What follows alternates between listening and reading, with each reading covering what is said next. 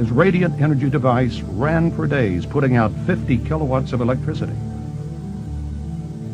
His public demonstrations attracted newspaper coverage and scientists from Bell Laboratories and the Department of Agriculture's Rural Electrification Administration. Although no one could find evidence of fraud, neither could anyone explain how the radiant energy device worked.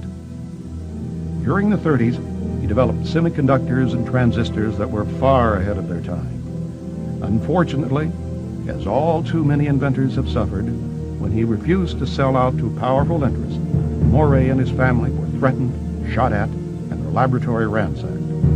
Ignored by the U.S. Patent Office, Moray quietly stopped public disclosure of the device after it was destroyed by his assistant, Felix Frazier, a communist sympathizer who was frustrated when Moray declined his repeated offers to take that technology to Russia. This torch here is producing a temperature of 1200 degrees Celsius.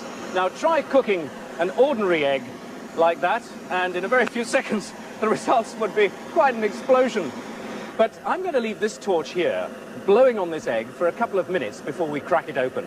And it ought to survive the inferno because it's coated with a remarkable new plastic.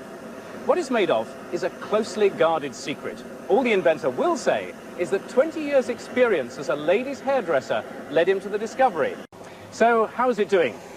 Well, it hasn't broken up at all, and you can see on the front here it's glowing red hot.